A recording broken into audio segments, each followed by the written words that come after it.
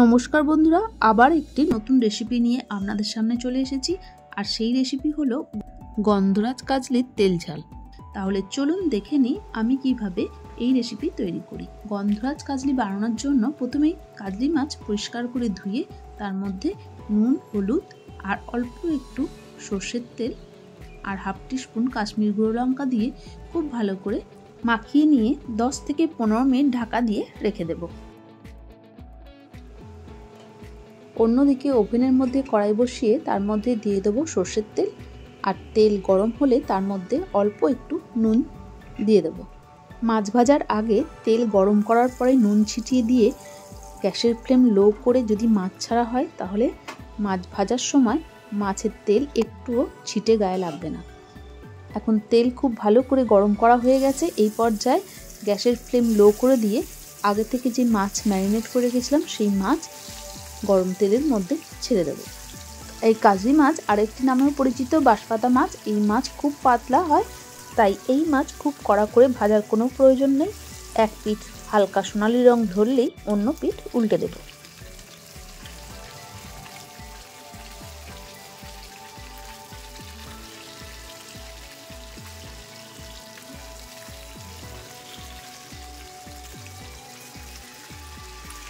এখন কাজলি মাছের দু পিঠই সোনালি রং ধরে নিয়েছে। এই পর্যায়ে মাছ কড়াই থেকে তুলে রাখবো।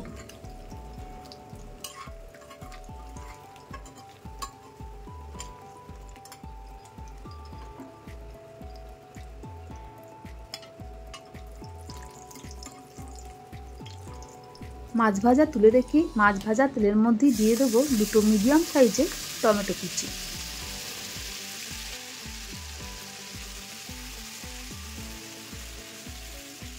টমেটো তেলের সাথে নাড়াচাড়া করে দিয়ে দেবো পরিমাণ মতো নুন,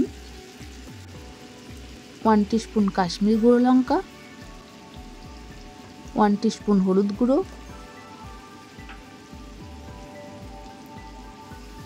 তারপর নুন, কাশ্মীরি গুঁড়ো লঙ্কা আর হলুদ গুঁড়ো টমেটোর সাথে খুব ভালো করে মিশিয়ে নেব। টমেটো নাড়াচাড়া করতে করতে যখন সেদ্ধ হয়ে আসবে তখন দিয়ে দেবো একসাথে বেটে নেওয়া পেঁয়াজ, রসুন, কাঁচা লঙ্কা 2 চামচ, আর দিয়ে দেবো 1 চামচ আদা বাটা। তারপর পেঁয়াজ, রসুন, কাঁচা লঙ্কা আর আদা বাটা একসাথে খুব ভালো করে টমেটোর সাথে মিশিয়ে নিয়ে মশলা কষিয়ে নেব।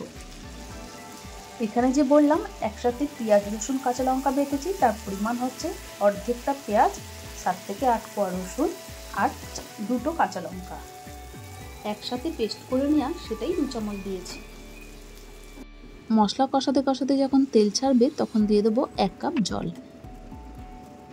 জল মশলার সাথে খুব ভালো করে মিশিয়ে নেব। জল ফুটে উঠলে তার মধ্যে দিয়ে দেবো 5 থেকে 6টা চেরা কাঁচা লঙ্কা আর হাফ চামচ গন্ধরাজ লেবুর জেস্ট।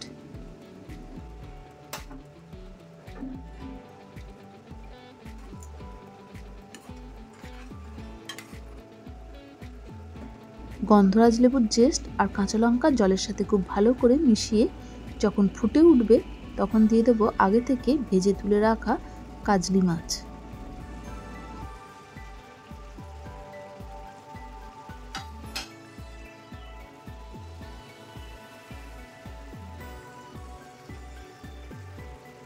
এখন ভেজে রাখা কাজলি মাছ মশলার ওপর দিয়ে খুব ভালো করে মিশিয়ে নিয়ে একটা ঢাকা দিয়ে গ্যাসের ফ্লেম লো রেখে 5 মিনিটের জন্য হতে দেব।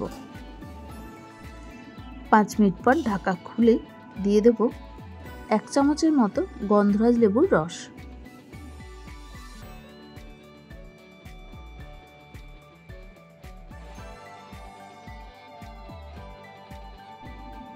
আর দিয়ে দেব 1 টিস্পুন গোলমরিচের গুঁড়ো।